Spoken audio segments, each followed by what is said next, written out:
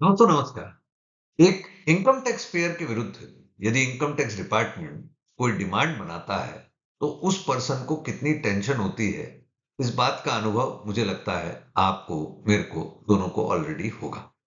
अब एक क्वेश्चन आता है कि यदि किसी व्यक्ति के विरुद्ध आयकर डिमांड बकाया है या आयकर डिमांड बना दी गई है, तो वो पर्सन उस आयकर डिमांड के मुद्दे को, मैटर को कैसे हैंडल कर सकता है या उसे कैसे उस मैटर को आगे देखना चाहिए। आज की इस वीडियो में दोस्तों इसी इंपॉर्टेंट पक्ष और इससे जुड़े सवालों के जवाब लेकर के मैं सी अनु भाटिया आपके समक्ष हाजिर हूं। तो आइए आगे आपका ज्ञानवर्धन करता हूं कि यदि आपके विरुद्ध एक आयकर डिमांड बकाया है तो आप उसे कैसे हैंडल कर सकते हैं। तो दोस्तों सबसे पहला प्रश्न आता है कि एक टैक्स डिमांड खड़ी क्यों होती है, अराइज क्यों होती है किसी करदाता के विरुद्ध। तो या तो इनकम टैक्स डिमांड खड़ी होगी किसी व्यक्ति के विरुद्ध processing of ITR under section 143(1). क्या आपने एक इनकम टैक्स रिटर्न भरी और उस इनकम टैक्स रिटर्न को भरने के बाद income tax department CPC wing ने जब आपकी रिटर्न को प्रोसेस किया तो उन्होंने प्रोसेसिंग करके आपके विरुद्ध एक डिमांड बना दी, या आपके अगेंस्ट में एक असेसमेंट खोला गया और उस असेसमेंट के फाइनल होने पर एक असेसमेंट ऑर्डर पास किया गया और उस असेसमेंट ऑर्डर के कारण से आपके अगेंस्ट में एक डिमांड बनी। या तीसरा, आप पर कोई असेसमेंट हुआ और फाइनली उस असेसमेंट में जो इनकम जोड़ी गई उस इनकम के कारण से आप पर पेनल्टी भी लगाई गई इनकम टैक्स डिपार्टमेंट द्वारा, तो एक पेनल्टी ऑर्डर के रूप में भी डिमांड आपके विरुद्ध खड़ी हो सकती है। तो टैक्स डिमांड इन तीन में से किसी एक कारण से प्राइमरली होती है। हाँ, कभी कभी टीडीएस इंटीमेशन के केसेस में भी डिमांड बनती है, उस मुद्दे को मैं यहां पर इस वीडियो से कवर नहीं कर रहा। तो दोस्तों स्ट्रेट अवे मुद्दे की बात पर आता हूं। What are the remedies if tax demand is not correct in your opinion. कि आप भी इनकम टैक्स डिपार्टमेंट की किसी डिमांड को देखते हैं और आपको लगता है कि साहब ये टैक्स डिमांड सही नहीं। जैसा कि मैंने पहले कहा कि इंटीमेशन की वजह से डिमांड हो सकती है, असेसमेंट ऑर्डर से हो सकती है, पेनल्टी ऑर्डर से हो सकती है। एक सामान्य करदाता या तो स्वयं ऐसी इंटीमेशन को, असेसमेंट ऑर्डर को, पेनल्टी ऑर्डर को देख करके पढ़ेगा या समझेगा, या उसको लगता है कि नहीं वो उस मुद्दे को प्रॉपरली समझने में फिट नहीं है, तो देन आप अपने कंसल्टेंट के साथ डिस्कशन करके ये राय बना सकते हैं कि क्या संबंधित डिमांड को आपको पे करना है अथवा नहीं। अब रेमेडीज क्या हो। मैं मान लेता हूं कि आप डिमांड से संतुष्ट नहीं है। यदि संतुष्ट है तो आपको जमा करा ही देना है, तो मैटर ही खत्म हो जाता है। लेकिन यदि आप डिमांड से संतुष्ट नहीं है, डिमांड का कारण आपके ओपिनियन में गलत है और डिमांड बनी है किसी इंटीमेशन की वजह से, तो आप अपनी रिटर्न को रिवाइज कर सकते हैं, प्रोवाइडेड रिवाइज रिटर्न करने का टाइम लिमिट अवेलेबल हो। इवन अपडेटेड रिटर्न भी यहां पर एक सॉल्यूशन हो सकता है। यदि आपको लगता है कि मुझे रिवाइज रिटर्न की कोई जरूरत नहीं है अनूप जी, अपडेटेड रिटर्न की जरूरत नहीं है, तो आप एक रेक्टिफिकेशन रिक्वेस्ट लगी जाती है, रेक्टिफिकेशन रिक्वेस्ट भी लगा सकते हैं। ये रेक्टिफिकेशन रिक्वेस्ट आज की डेट में ऑनलाइन भी लगाई जा सकती है, या आप अपने जुरिसडिक्शन असेसिंग ऑफिसर के पास ऑफलाइन भी रेक्टिफिकेशन रिक्वेस्ट लगा सकते हैं। यदि आप रेक्टिफिकेशन नहीं लगा रहे क्योंकि आपको लगता है कि आपका मुद्दा डिबेटेबल है, उस पर कोई क्वेश्चन ऑफ लॉ है, उस पर लड़ने की जरूरत पड़ सकती है, तो आप अपील का रास्ता चुनिए। आप किसी इंटीमेशन पर सीआईटी अपील ऐसी फर्स्ट अथॉरिटी है जिस पर एसएससी को अपील फाइल करने का ऑप्शन होता है। सीआईटी अपील में अपील फाइल कर सकते हैं। ये बात ध्यान रखिएगा, यदि सीआईटी अपील में आपको फेवर नहीं मिलेगा तो आपको आगे आईटीएटी में भी अपील फाइल करने का मौका मिलेगा, लेकिन सीधी शुरुआत सीआईटी अपील से होती है। इसी प्रकार यदि एक असेसमेंट या पेनल्टी से संबंधित मुद्दा है कि असेसमेंट ऑर्डर से, पेनल्टी ऑर्डर से डिमांड बनाई गई है और आपको लगता है कि कुछ अपरेंट मिस्टेक्स हैं। अपरेंट मिस्टेक का मतलब जरा समझिएगा, इन दिनों असेसमेंट ऑर्डर्स में ये देखने को मिल रहा है कि असेसमेंट ऑर्डर की वजह से जो डिमांड बन रही है वो डिमांड असेसमेंट ऑर्डर के ही पैरिटी पर नहीं है। यानी असेसमेंट ऑर्डर तो कह रहा है कि आपकी इनकम इस प्रकार हमने डिटरमाइन करी और फाइनली जो कंप्यूटेशन डिपार्टमेंट ने करी असेसमेंट ऑर्डर में वो गलत हो गई। तो ये मुद्दा तो सरल मुद्दा है, इस पर आप रेक्टिफिकेशन ऑनलाइन ऑफलाइन लगा सकते हैं और आपको रेमेडी मिल जाएगी। लेकिन यदि असेसमेंट में जो एडिशन हुए वो एडिशन ही अपने आप में गलत है, तो आपको अपील ही लड़नी पड़ेगी, फिर रेक्टिफिकेशन आपके लिए सही रास्ता नहीं है। अपील फाइल होती है सीआईटी अपील। आज की डेट में अपील फाइलिंग का पूरा प्रोसेस ऑनलाइन है। कोई offline appeal income tax department accept नहीं करता। आपको एक फॉर्म 35 ऑनलाइन फाइल करना पड़ेगा। आप स्वयं भी फाइल कर सकते हैं, अपने कंसल्टेंट की राय लेकर भी फाइल कर सकते हैं। तो यहां जब आप अपील फाइल करेंगे फॉर्म 35 में, इसके पश्चात आपको सीआईटी अपील की ओर से एक नोटिस आएगा कि आप अपना जो पक्ष रखना चाहते हैं अपील के ग्राउंड्स पर, वो आप पक्ष रखिए। यदि सीआईटी अपील को लगता है कि आपके पक्ष बनता है तो वो आपको रिलीफ देंगे।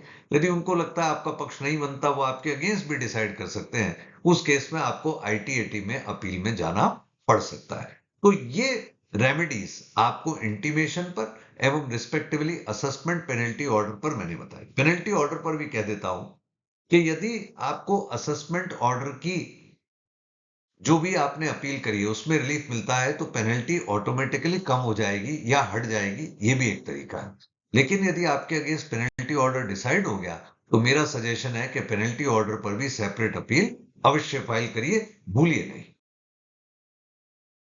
किसी रेक्टिफिकेशन या अपीलेट प्रोसेस से संबंधित कुछ और इंपॉर्टेंट क्वेश्चन जो जनता जनार्दन के लिए काम के हो सकते हैं, यहां पर उनका उत्तर देता हूं। Whether payment of tax is a must before filing a rectification or appeal in a matter, in my opinion, आपको रेक्टिफिकेशन या अपील की रिक्वेस्ट फाइल करने से पहले पेंडिंग टैक्स डिमांड जमा कराना जरूरी नहीं है, कतई जरूरी नहीं है। आपकी अपील, आपकी रेक्टिफिकेशन बिना टैक्स डिमांड जमा कराए भी हो सकती है। Whether non-payment of tax or tax arrears attracts any kind of interest or penalty on the taxpayer, ये एक बड़ी इंपॉर्टेंट बात। मान लीजिए आपने अपील फाइल कर दी या रेक्टिफिकेशन फाइल कर दी, और इस दौरान अपीली प्रक्रिया या रेक्टिफिकेशन प्रोसेस पूरा होने में 6 महीने लग गए। सपोज अपील के केस में तो 1 2 साल 3 साल 4 साल भी लगते हैं। तो इस दौरान जो आपके अगेंस्ट में टैक्स डिमांड है, उस पर income tax department demand notice जो किसी असेसमेंट ऑर्डर की वजह से बनता है या पेनल्टी ऑर्डर की वजह से बनता है, उसके 30 दिन की एक्सपायरी के बाद 1% का इंटरेस्ट का मीटर चालू। फाइनली डिमांड आपकी हट गई तो इंटरेस्ट का मीटर भी अपने आप खत्म हो गया, इंटरेस्ट भी खत्म हो गया। लेकिन डिमांड अगर आपकी सस्टेन कर गई, तो इस इंटरवीनिंग पीरियड में सपोज 1 साल लग गया, तो आपको 1 साल में से 30 दिन हटा दीजिए। असेसमेंट ऑर्डर से 30 दिन तो आपको बिना इंटरेस्ट जमा कराने के लिए मिलता है। 30 दिन बाद आपको ब्याज सहित इनकम टैक्स डिपार्टमेंट की टैक्स डिमांड को भुगतान करना होगा। तो ये एक बड़ा इंपॉर्टेंट पॉइंट है, और दोनों मेरे ऊपर पहले पॉइंट और सेकंड पॉइंट में कंट्रोवर्सी है कि मैंने आपको कहा कि बिना टैक्स डिमांड जमा कराए भी आपकी अपील हो सकती है। तो आपने सोचा ठीक है, अनूप जी बोल रहे हैं, अब तो मेरी अपील बिना टैक्स डिमांड जमा कराए हो गई। कल को अगर आप अपील हार गए, तो इस दौरान अपील को सेटल होने में जो समय लगा, वो पीरियड का इंटरेस्ट आपके ऊपर आएगा। तो फिर इसका रास्ता क्या हो? कुछ लोग ये नजरिया भी अपनाते हैं कि वो टैक्स डिमांड का भुगतान तो कर देते हैं, और बाद में अपील जब जीत जाती है तो उनको ½ % ब्याज सहित डिपार्टमेंट से रिफंड मिलता है। ये एक स्ट्रॉन्ग प्रोसेस है। और कुछ लोग ये भी करते हैं कि आईटी डिपार्टमेंट की एक रूल है, इनकम टैक्स डिपार्टमेंट का, कि अगर आपकी, ये मैं लास्ट पॉइंट में यहां डिस्कस करता हूं पहले, और फिर थर्ड पॉइंट पर आऊंगा। Can assessee seek stay of demand, कि आप आगे बढ़ करके डिपार्टमेंट के पास जाएं और कहें साहब कि आप मुझे एक स्टे ऑफ डिमांड दे दें, मेरी डिमांड को अभी परस्यू नहीं करें क्योंकि मैं अपील नहीं कर रहा हूं। इससे क्या फायदा होगा? इससे इन द मीनवाइल पीरियड जो असेसी इन डिफॉल्ट का इंटरेस्ट बनता है 1% का, वो रुक जाएगा अगर आप स्टे ऑफ डिमांड ले आए। ये एक बड़ी इंपॉर्टेंट प्रक्रिया है, और स्टे ऑफ डिमांड लाने में आपका प्रोफेशनल आपको हेल्प करेगा। तो करना क्या है वहां पर आपको? थंब रूल ये है कि आज की डेट में 20% ऑफ आउटस्टैंडिंग टैक्स डिमांड जमा कराएं और स्टे ऑफ डिमांड ले लें। बल्कि इस बजट 2026 में भारत सरकार ने बोला केवल 10% ऑफ टैक्स राशि ही अगर आप जमा करा देंगे तो आपको स्टे ऑफ डिमांड मिल जाएगा। तो बहुत बढ़िया बात है। तो फिर कतई गलत नहीं है कि आप टैक्स डिमांड का एक सर्टेन परसेंटेज, वर्तमान में 20, आगे चल के 10 होने वाला है, राशि जमा कराएं, बकायदा स्टे का ऑर्डर लें। और इससे आपको ये बेनिफिट होगा कि जो आपका इंटरवीनिंग पीरियड है, जब तक अपील नहीं डिसाइड होती, उस पीरियड में आपकी टैक्स डिमांड यदि बाद में सस्टेन भी हुई, तो उस पीरियड का ब्याज आपको बच जाएगा। ये एक बड़ी इंपॉर्टेंट बात। अब तीसरा पॉइंट जिसका उत्तर मैंने पहले नहीं दिया, अब देता हूं। Can IT department adjust the tax demand against the refund due to the assessee? Yes sir.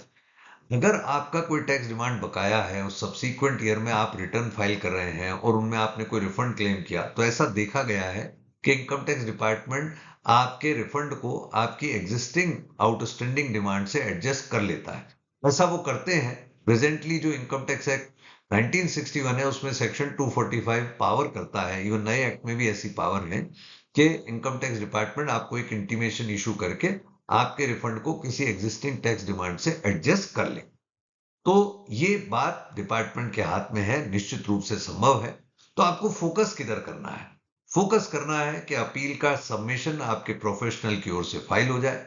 Appeal आपके फेवर में डिसाइड होगी नहीं होगी, वो तो उस अथॉरिटी पे डिपेंड करता है जो उस अपील को देख रही है। लेकिन मैं ये बात अपने अनुभव से जरूर कहूंगा कि यदि आपके अगेंस्ट में टैक्स डिमांड आउटस्टैंडिंग है, जो कि आज की डेट में आप इनकम टैक्स पोर्टल पे जाकर के भी देख सकते हैं कि क्या आपके अगेंस्ट में कोई पेंडिंग डिमांड है।